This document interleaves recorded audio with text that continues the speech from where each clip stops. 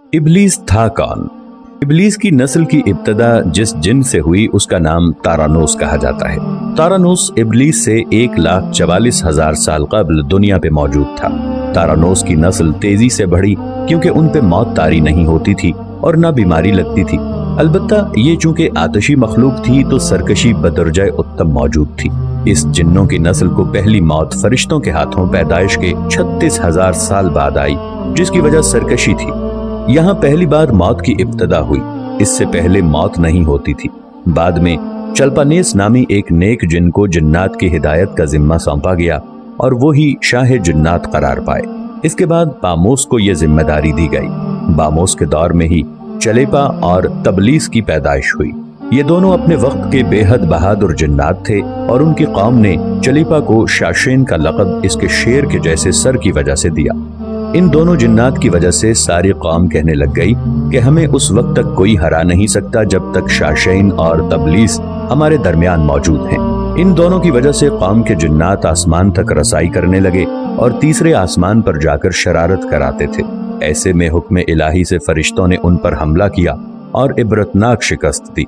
इसी दौरान जब इज़राइल अलैहिस्सलाम को इब्लीस ने देखा तो सजदे में गिर गया। इब्लीस शुरू ही से एक नडर और ज़हीन बच्चा था। उसमें बाप की बहादुरी और माँ की मक्कारी कूट कूट कर भरी हुई थी।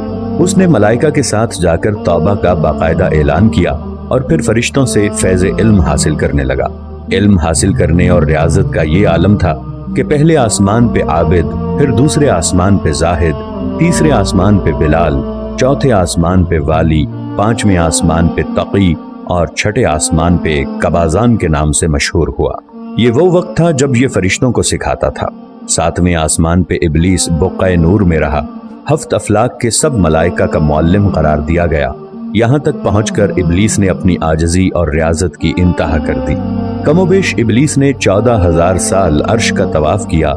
यहाँ उसने फरिश्तों में उस्ताद सरदार अज़ाज़ील के नाम से शोहरत पाई। कमोबेश 30,000 साल मुक़र्रबीन फरिश्तों का उस्ताद रहा। इब्लीस के दरसोबाज की मियाद कमोबेश 20,000 साल है। फरिश्तों के साथ क़याम की मुद्दत कमोबेश 80,000 साल है। इब्लीस को हुक्म हुआ कि दारोग़ाए जन्नत रिदवान की मुआवनत करो और अहले जन्नत फरिश्तों को अपने इल्म फजल से बहरावर करो।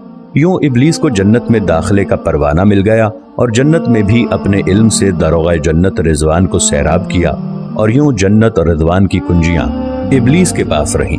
रिवायत के मुताबिक इब्लीस 40,000 साल तक ये फर्ज खजानची अंजाम देता रहा। यही वो मकाम आला तरीन जन्नत रिजवान ही था जहां इब्लीस ने पहली बार बादशाहत के ख्वाब देखने शुरू किए। उस वक्त इब्लीस के पास हफ्त इक़लीम, अफलाक, जन्नत और दोज़ख सबका इख्तियार था और उसने चप्पे चप्पे पे सजदे किए थे। मगर यहाँ पे इब्लीस आजिज़ी से पहली बार भटका और खुद को बादशाह बनाने और रब बन जाने के ख्वाब देखना शुरू किए।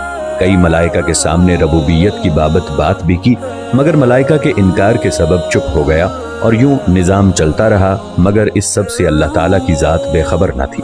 फिर आदम अलैहिस्सलाम की तख्लीक का मरहला आया जिसके कुरान मजीद में वाक़यात बयान हुए हैं। इब्लीस आदम अलैहिस्सलाम को जुज़ मरहलावार मुख्तलिफ अक़साम की मट्टी से तख्लीक होता देखता रहा और चुप रहा। मगर जैसे ही उसे ये मालूम हुआ कि ये आदम अलैहिस्सलाम अल्लाह ताला के नायब हैं तो उसने वावेला किया, इबादत और इताअत का वास्ता दिया। फिर तंज किया कि मुझ जितनी इबादत किसने की, और आदम अलैहिस्सलाम को सजदा करने से इनकारी हो गया। तब अल्लाह ताला ने कहा, निकल जा शैतान मरदूद। लानती करार पाने के बाद इब्लीस ने अपनी इबादत और रियाजत का रब्बे करीम से एवज मांगा, जिस पर अल्लाह ताला ने इब्लीस को एक वक्त मालूम तक मोहलत फराहम की, जिस पर इब्लीस ने औलाद आदम को सिराते मुस्तकीम से भटकाकर अपना पैरोकार बनाने का दावा किया, जिस पर रब्बे करीम ने फरमाया कि जो मुत्तकी और परहेजगार होंगे तो उनको गुमराह तू नहीं कर पाएगा। इब्लीस के इस लानती काम में उसके 5 साथी हैं।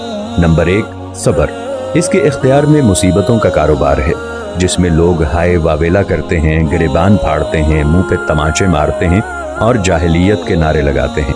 नंबर 2, और ये लोगों को बदी का मुर्तकब करता है और बदी को लोगों पे अच्छा और पसंदीदा करके दिखाता है। नंबर 3, मसव्वत। ये किज़्ब, झूठ और दरोह पे मामूर है, जिसे लोग कान लगाकर सुने। ये इंसानों की शक्ल अपनाकर उनसे मिलता है और उन्हें फसाद बर्पा करने की झूठी खबरें सुनाता है। नंबर 4, दासम। یہ آدمی کے ساتھ گھر میں داخل ہوتا ہے اور گھر والوں کے عیب دکھاتا ہے اور آدمی کو گھر والوں پہ غضبناک کرتا ہے۔ نمبر 5 ذکنیور، یہ بازاروں کا مختار ہے، بازاروں میں آ کر یہ بددیانتی کے جھنڈے گاڑتا ہے، بازاروں میں برائیوں اور فحاشی پہ ورغلاتا ہے۔